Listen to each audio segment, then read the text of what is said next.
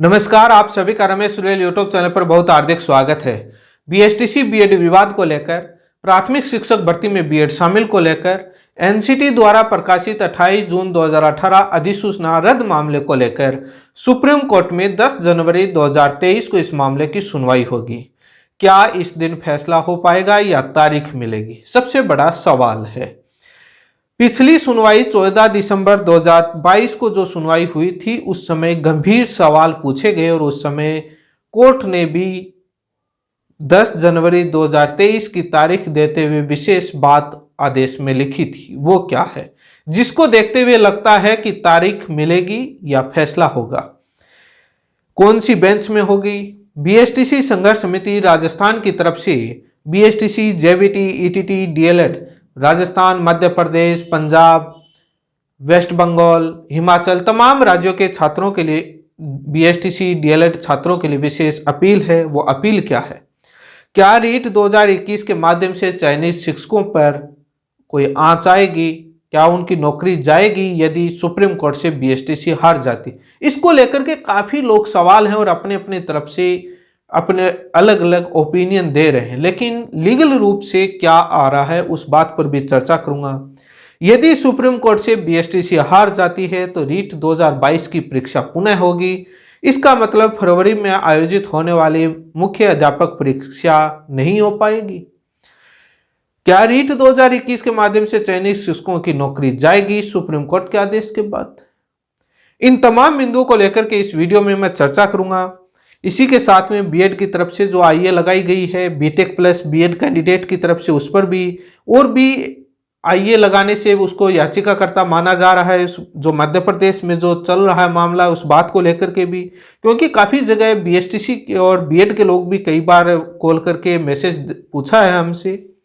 इसी के साथ में क्या बीएड के याचिकाकर्ताओं को नौकरी दे करके और रीट 2021 यदि सुप्रीम कोर्ट से, सवाल यह है कि क्या यदि सुप्रीम कोर्ट से बीएसटीसी हार जाती है तो क्या रीट 2021 के माध्यम से चयनित शिक्षकों को नहीं हटाएंगे, केवल बीएड के पिटिशनर को ज्वाइनिंग देकर छोड़ दिया जाएगा? इस बात को लेकर के भी इस वीडियो में मैं विस्तार से चर्चा करूंगा।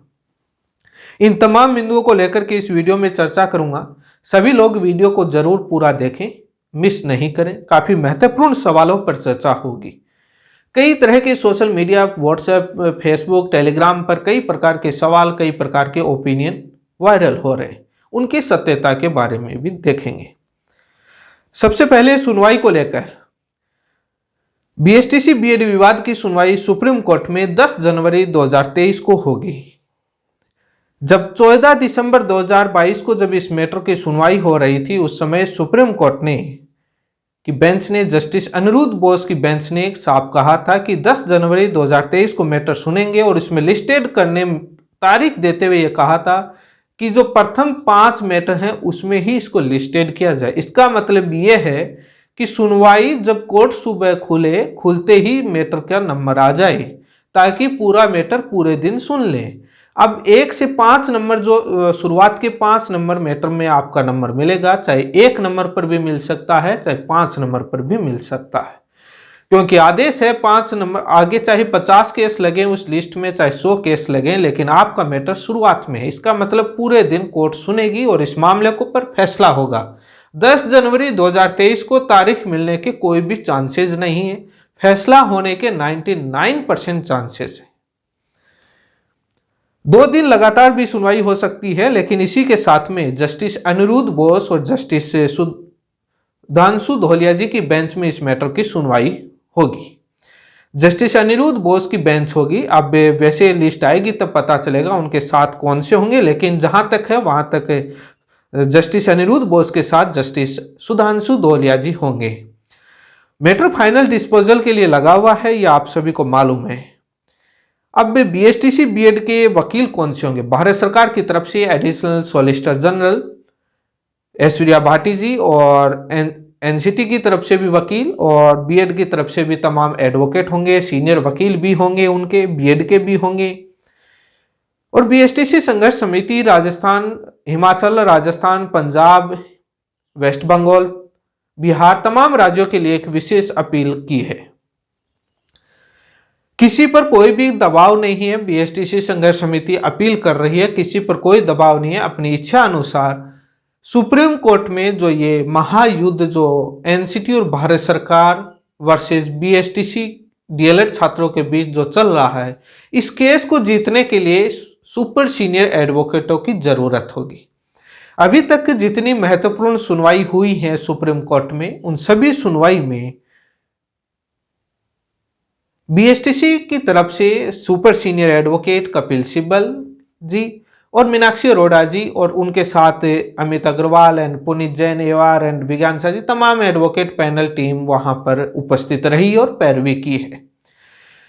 आप सभी को मालूम है कि super senior advocate Kapil Sibal ji की फीस क्या है। आप गूगल पर सर्च कर सकते हैं पर हियरिंग के पैसे कितने लेते हैं। गूगल पर आप सर्च करेंगे तो आपको 15 लाख रुपए तक बताया जाएगा कि 10 से 15 लाख रुपए, डिपेंड ऑन मैटर एंड उस पर डिपेंड करता है, लेकिन उनकी फीस इतनी है पर हियरिंग के। अब आप पर कोई दबाव नहीं है। जो चाइनीज शिक्षक हैं और जो तमाम जो उनकी सहायता करना चाहता है बीएसटीसी संघर्ष समिति की, तो आपके सहयोग करने का माध्यम आपकी स्क्रीन पर है, इन पर आप सहयोग कर सकते हैं। जो उनके बीएसटीसी संघर्ष समिति का जो टेलीग्राम चैनल है, उस टेलीग्राम ग्रुप का जो लिंक है इस वीडियो के डिस्क्रिप्शन में और कमेंट बॉक्स में पिन किया हुआ है, उस पर क्लिक करके आप ज्वाइन कर सकते हैं। तमाम जानकारी उस टेलीग्राम ग्रुप में आपको मिल जाएंगी। कितना क्या फंड है, कौन से वकील जाएंगे, पूरी पारदर्शिता के माध्यम से पूरा उस ग्रुप में बताया जाता है। बीएसटीसी संघर्ष समिति के सुपर पैनल एडवोकेट की वजह से अभी तक राजस्थान हाईकोर्ट के जजमेंट पर कोई भी स्टे नहीं आया है और कोई भी किसी भी प्रकार की राजस्थान की भर्तियों पर कोई भी दिक्कत नहीं आई है। अब रीट 2021 की नियुक्ति पर क्या प्रभाव पड़ेगा? रीट 2021 के माध्यम से जो चाइनीज शिक्षक हैं, क्या वो नौकरी से हटेंगे या बीएड के पिटिशनर को, यदि हार जाते हैं तो बीएड के पिटिशनर को ज्वाइनिंग देकर छोड़ दिया जाएगा? इस मामले को लेकर के मैं चर्चा करना चाहूंगा। आप सभी को मालूम है कि जब केस लगा था तब बीएड ने रीट 2021 की विज्ञप्ति को चैलेंज किया और उसके बाद जो निदेशालय ने जो विज्ञप्ति निकाली उसको भी सुप्रीम कोर्ट में उन्होंने फॉर्म भरने के लिए चैलेंज कर दिया। रीट 2021 की विज्ञप्ति को चैलेंज इस बेस पर किया था कि यूपी का जो मैटर है रामशरण मौर्य बनाम यूपी, जिसमें सुप्रीम कोर्ट ने कहा था कि एनसीटी के द्वारा बनाई गई सभी अधिसूचनाएं राज्य सरकार के लिए बाध्यकारी हैं, मैंडेटरी हैं, उसको लेकर के उन्होंने चैलेंज किया। उसके बाद बीएसटीसी डीएलएड के छात्रों ने उस एनसीटी के गजट नोटिफिकेशन को ही चैलेंज कर दिया अल्ट्रा वायरस बताकर। यदि सुप्रीम कोर्ट से बीएसटीसी हारती है तो इसका मतलब रीट 2021 की विज्ञप्ति खारिज होती है, क्योंकि वो चैलेंज है और वो चैलेंज है, जब वो खारिज होती है तो बाद में निदेशालय की विज्ञप्ति भी खारिज होती है, तो इसका मतलब नए प्रोसेस से मेरिट बनती है। रीट 2022 की विज्ञप्ति भी इन्होंने सुप्रीम कोर्ट में चैलेंज कर दी थी। यदि सुप्रीम कोर्ट से बीएसटीसी डीएलएड हारता है तो रीट 2022 की परीक्षा होगी और इसका मतलब यह है कि फरवरी में आयोजित होने वाली अध्यापक भर्ती परीक्षा फरवरी में नहीं हो पाएगी। यदि बीएसटीसी हार जाती है तो बीएड को शामिल करके और रीट 2022 की परीक्षा आयोजित करवानी पड़ेगी और उसके लिए समय लगेगा। और रीट 2021 में जिन भी बीएड छात्रों ने फॉर्म भरा है, एग्जाम दिया है, उनका रिजल्ट जारी होगा उन सभी का। अब काफ़ी लोग आते हैं कि क्या बीएड के पिटिशनर, काफ़ी मैं मैसेज देख रहा था बीएसटीसी के, वो लोग जो वायरल करने वाले हैं वो लोग वो हैं जिनका चयन हो गया रीट 2021 के। उनके मैंने ये रियल में ये 1-2 केस देखे, मेरी बात हुई, उनके परिवार में, उनके फैमिली में कोई बीएड का है, तो वो सोच रहे हैं कि अपना तो हो गया उसमें और पिटिशनर के माध्यम से ज्वाइनिंग दे देंगे तो अपने इसका भी भला हो जाएगा। उनको बीएसटीसी से मतलब नहीं है। तमाम उन छात्रों से अपना अपना स्वार्थ के बहाने से ये कई प्रकार के मैसेज वायरल कर रहे हैं कि रीट 2021 चाइनीज शिक्षकों को नहीं हटाएंगे, पिटिशनर को ज्वाइनिंग देकर छोड़ दिया जाएगा और ये हो जाएगा। ये वो लोग हैं, क्योंकि आपको मालूम है कि बीएड कितने लाखों लोगों ने कर रखी है, हर किसी के फैमिली में है, तो वो इस हिसाब से काफ़ी समझदार लोग हैं ये चीज़ वायरल करने वाले। लेकिन उनको ये नहीं मालूम कि लीगल रूप से यूपी में जो शिक्षा मित्र लगे थे उनको कितने वर्ष की ज्वाइनिंग नौकरी के बाद उनको हटा दिया था। हरियाणा में जो शिक्षक लगे थे उनको सुप्रीम कोर्ट ने कितने वर्षों के बाद हटा दिया था। ये कोई बड़ी बात नहीं है, क्योंकि यहाँ पर लीगली रूप से बीएड ने विज्ञप्ति को चैलेंज कर रखा है, अवैध बता रखा है सुप्रीम कोर्ट से बीएड के पिटिशनर को। इसके साथ में ये भी है कि एग्जाम ओनली पिटिशनर ने नहीं दी, सभी बीएड ने एग्जाम दिए, और वो भी सरकार ने नोटिफिकेशन जारी करके सभी का फॉर्म भरवाया और सभी की एग्जाम दिलवाई। इसमें हाईकोर्ट का भी दोष नहीं है। तो इसका मतलब ये है कि बाद में सरकार भी ये कुछ नहीं कर पाएगी। यदि सुप्रीम कोर्ट ये कह देता है कि पूरा रिजल्ट रिवाइज किया जाए, बीएड का रीट 2021 का रिजल्ट डिक्लेयर किया जाए और पूरा पुनः मेरिट बनाई जाए, तो उसके बाद दौड़ते रहना, बाद में चाहे किसी को ट्रोल करते रहना, किसी को दोष देते रहना या पूछना कि अब कुछ समाधान है क्या। जब चिड़िया चुग जाए खेत, उसके बाद पछताने से कुछ नहीं होता है। मैं रियल स्थितियों से मैं आपको अवगत करवा रहा हूं, मैं किसी को डरा नहीं रहा। आपकी इच्छा है, आपको जैसा अच्छा लगे वैसा आप करें, कोई भी प्रेशर नहीं है। लेकिन जो पहले बता दे सत्य, तो आपके पास ऑप्शन बता दिए गए हैं कि क्या स्थिति है। बाकी रीट 2021-2022 इस प्रोसेस को लेकर डिटेल में कोई देखना चाहे तो मेरे कम्युनिटी पोस्ट में एक पुराना, मैं कई बार इस मुद्दे पर लीगली रूप से फैसलों के माध्यम से चर्चा कर चुका हूं, वो मेरे चैनल पर है, आप जाकर के वो वीडियो देख सकते हैं, सभी डाउट आपके दूर हो जाएंगे। वैसे मैंने एनसीटी अधिसूचना बनाने को लेकर तमाम जो आजकल कई यूट्यूब पर ज्ञान देने आते हैं इस मामले को लेकर, एक मैं देख रहा था कि 9 राज्यों ने जवाब पेश कर दिया बीएड के पक्ष में। अब ये नहीं मालूम कि 9 राज्य सरकारों को नोटिस ही जारी नहीं हुआ। बीएड के तो कितने भी राज्य के स्टेट वो कॉपी एक आईए लगा रहे हैं, कुछ भी मालूम नहीं है। कोई कुछ बोल रहा है, कोई कुछ बोल रहा है, उसमें यही नहीं पता कि केस में हो क्या रहा है। बीएड के लोगों को भी नहीं पता। मैंने पीछे 1-2 बार उनको काउंटर करके बताया भी था उनकी क्या रियलिटी है। लेकिन रीट 2000 बीएसटीसी संघर्ष समिति आपसे ये अपील कर रही है, उनके पास 10 जनवरी 2023 को होने वाली सुनवाई के लिए पर्याप्त फंड नहीं है। आपको मालूम है कि भारत सरकार एनसीटी और बीएड के वकील और तमाम आईए जो लगे हैं, इंटरवीन किया, इम्प्लीड पार्टी किया, उतने राज्य के लगेंगे, तो एक दिन में फैसला होना मुश्किल है। यदि कंटिन्यू हियरिंग होती है और उसमें कपिल सिब्बल और मीनाक्षी अरोड़ा जी और तमाम एडवोकेट रहती है, तो यदि 2 दिन सुनवाई चल जाती है तो बीएसटीसी संघर्ष समिति के पास फंड नहीं है कि वो दोनों दिन कपिल सिब्बल को पैरवी करने के लिए उतार सके, पैरवी कर सके। उसके बाद बीएसटीसी संघर्ष समिति को दोष मत देना, वो अपना अथक प्रयास पूरा करेंगे। लेकिन जब उनके पास फंड ही नहीं होगा, जैसा उनके पास एडवोकेट उपलब्ध होंगे फंड के अनुसार, वैसे एडवोकेट उपलब्ध होंगे। उसके बाद दोष मत देना, किसी को ट्रोल मत करना। जब आपके सबूत या एविडेंस रखने वाले, आर्गुमेंट रखने वाले ही आपके जब वकील ही नहीं हो, तो उसके बाद उसका फायदा क्या। सामने ये भी न्यूज आ रही है कि भारत सरकार इस बार पूरे जोर शोर से मैदान में आ रही है, तो आप समझ सकते हैं उसके लिए आपको क्या करना चाहिए। बाकी आप पर दबाव नहीं, आप अपनी इच्छा अनुसार, आप काफी समझदार हैं और आप इंडिपेंडेंट होकर अपना सोच समझकर, विवेक यूज कर, अपना माइंड यूज करके, माइंड अप्लाई करके आप निर्णय लें। लेकिन जो बीएड की तरफ से जो एक आईए लगाई गई है, बीटेक प्लस बीएड यूपी की तरफ से, ये बहुत अच्छी लगाई है बीएड के केस को कमजोर करने के लिए। उनको यह नहीं मालूम कि केवीएस है वो भी बीटेक प्लस बीएड वालों को नौकरी में अलाउ नहीं करती है, टीचर हुए कंप्यूटर टीचर के अलावा,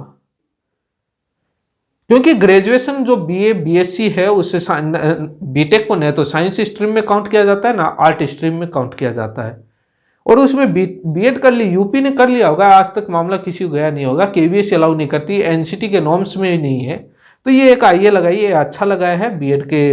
अब कोई कुछ भी समझे, लेकिन मैं रियल बोलता हूँ, जो सत्य है वो बोलता हूँ। जो एक ट्रेंड मध्य प्रदेश में भी चल रहा है और काफ़ी जगह चल रहा है, काफ़ी लोगों के, बहुत सारे लोगों के मैसेज भी आए कि क्या आईए लगाई जाती है जो उसमें नाम जोड़े जाते हैं, क्या वो उनको पिटिशनर का बेनिफिट मिलता है? नहीं, आईए एक किसी जजमेंट या किसी पार्टी को सपोर्ट करने के लिए लगाई जाती है। पिटिशनर का लाभ लेने के लिए उसमें आपको रिट पिटिशन या एसएलपी फाइल करनी होती है, जिसमें प्रेयर मेंशन होती है। आईए में प्रेयर नहीं होती, उसमें एक सपोर्ट किया जाता है और सपोर्ट के रूप में कोई भी कितने भी लगा सकते हैं। रिट पिटीशन पिटिशनर्स नहीं काउंट होते हैं, उसके लिए रिट पिटीशन या आपकी एसएलपी जरूरी होती है। जो मध्य प्रदेश में जो माहौल बनाया जा रहा है कि आइए लगाइए आपको पिटिशनर बन जाएंगे, आपको कोई दिक्कत नहीं होगी, तो उस पिटिशनर का यदि हार भी या कुछ भी होगा तो पिटिशनर का बेनिफिट, ये क्या है कि मार्केट में सभी अपने अपने पर्सनल बेनिफिट के लिए लोग करते हैं। क्योंकि राजस्थान में भी पिटिशनर के नाम से बहुत शुरुआत से ये खेला चला था और पीछे तक चला था। उसके बाद अन्य राज्य वालों को आईए के नाम पर खेला चला है। कुछ भी नहीं है, वो सेम आर्गुमेंट है, उनको कॉपी पेस्ट, उसमें ओनली नेम वाली लिस्ट में नाम चेंज किए जाते हैं, बाकी वैसी की वैसी पेश की जाती है। आपको मालूम है कि सुप्रीम कोर्ट में रिपीटेड आर्गुमेंट नहीं चलते हैं, लेकिन वो लोग मानते का, आप स्वयं समझ सकते हैं ये नहीं होता है, बेनिफिट नहीं काउंट होता है। और रिपीटेड आर्गुमेंट कॉपी पेस्ट करके कोई आप वो कर रहे हैं कि कुछ आता नहीं है, बोले कॉपी भर के आ जाना, टीचर नंबर दे देगा, पास हो जाएगा। कॉपी भरने का खेल थोड़ी नहीं, कोई भी आर्गुमेंट नहीं है। जितनी आईए जो बीएड की तरफ से लगे सभी की सेम आर्गुमेंट है, बस वो विज्ञप्ति और वो डॉक्यूमेंट अलग अलग जाते हैं, 2 लाइन चेंज कर देते हैं, घुमा फिरा करके वही बात बोली जाती है। तो ये चीजें हैं, तो इसमें आप स्वयं समझें और सोचें। आपने पिछली वाली सुनवाई में सुना भी होगा, जस्टिस की तरफ से कमेंट आया था कि बीएड के जब बोल रहे थे सीनियर एडवोकेट पटवालिया जी कि एनसीटी कहाँ है, उनसे सुनेंगे, मेन पार्टी वो है। पटवालिया जी देखते ही रह गए, एनसीटी ही बोलेगी। ये मैं पहले भी कह रहा था कि भारत सरकार और एनसीटी मुख्य पार्टी है, बाकी जो पार्टियां हैं वो सभी थर्ड पार्टी हैं। और उनको रिपीटेड आर्गुमेंट आपको मालूम है सुप्रीम कोर्ट में होता नहीं है। आप ये मेरी बात नोट करके रख लीजिएगा कि वहां पर जो ऑनलाइन हियरिंग होगी सुन लेना, रिपीटेड आर्गुमेंट के लिए साफ साफ मना कर दिया जाएगा कि नया कुछ है तो बताइए। उनके आईएम में भी वही रिपीटेड है और वही भारत सरकार ने लिखा है, वही उन्होंने लिख रखा है, रिपीटेड होंगे ही नहीं। लेकिन राजस्थान की तरफ से मात्र एक, मैं हिमाचल हो चाहे पंजाब हो, मध्य प्रदेश हो और वेस्ट बंगाल, तमाम डीएलएड छात्रों से मैं रिक्वेस्ट करूंगा कि आप बीएसटीसी संघर्ष समिति का आप सहयोग करें ताकि सुपर सीनियर एडवोकेट उतार सकें, पैरवी कर सकें, इंगेज कर सकें। उसके लिए समय कम बहुत है, और क्योंकि आपको मालूम है कि सुपर सीनियर एडवोकेट दूसरे बड़े मेट्रो में भी इंगेज हो जाते हैं, काफ़ी बार अवेलेबल नहीं होते। यदि उनके पास पहले से फंड होगा तो वो पहले ही बुकिंग करके छोड़ देंगे कि दोनों दिन आपको हमारे मेट्रो पर पैरवी करनी है। जब एंड वक्त पर आप बोलोगे तो उस समय कैसे पैरवी कर पाएंगे।